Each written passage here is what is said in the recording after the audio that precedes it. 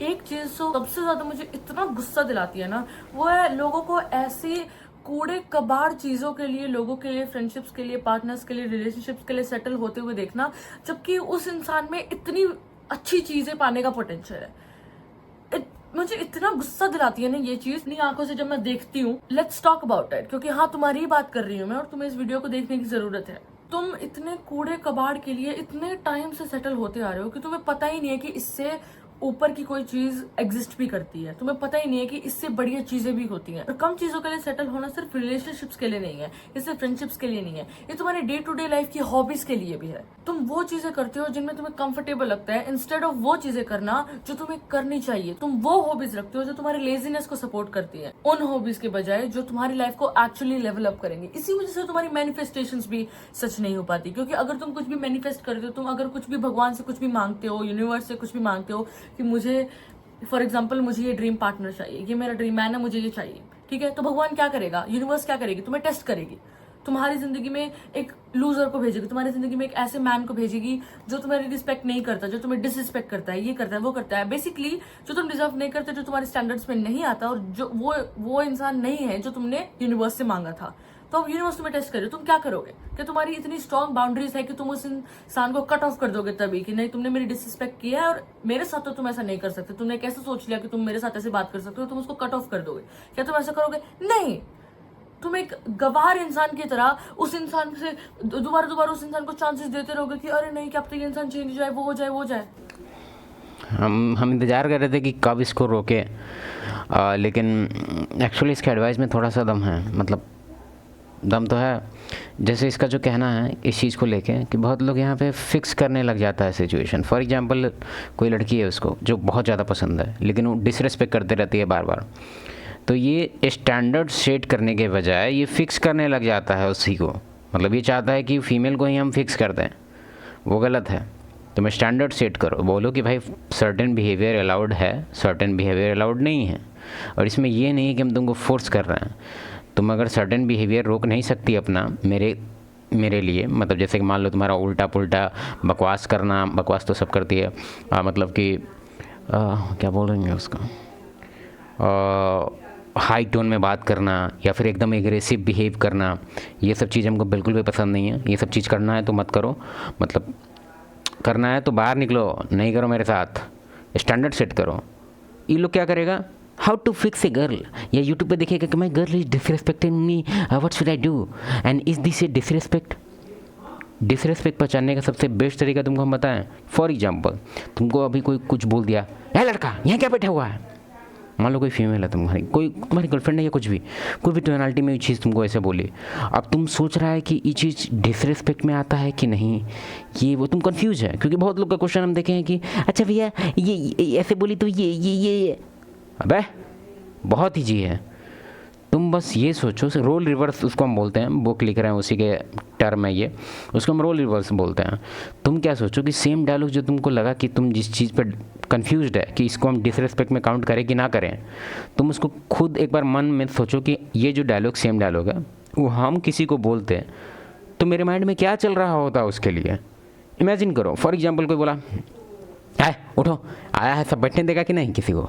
अब तुम इस चीज़ पे सोच रहा है कि हाँ गेस्ट तो आया था तो ये चीज़ डायलॉग तो ठीक है बोली, हाँ हाँ हाँ, तब तुम इमेजिन करो कि तुम ये डायलॉग सेम किसी को अगर बोलेगा तो तुम्हारे माइंड में उस आदमी के लिए कितना रिस्पेक्ट है, जो तुम कंफर्टेबल है इस टोन में और इस चीज़ को बोलने में कितना तुम कंफर्टेबल दिखाया, मतलब तुम्हारे अंदर कितना रिस्पेक्ट है उसके लिए। Role reverse, same to same dialogue तुमको कॉपी पेस्ट करना है और इमेजिन करना है कि अगर तुम किसी को ये सेम शब्द बोलेगा तो तुम्हारे अंदर क्या फील हो रहा है उस बंदे के लिए, तुमको समझ में आ जाएगा कि डिसरिस्पेक्ट है कि नहीं। और थोड़ा सा और देख ले क्या, क्यों?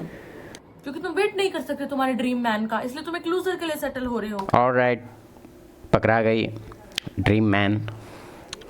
यार तुम लोग फैंटेसियल वेरफेयर से बाहर निकलेगा कि नहीं रे?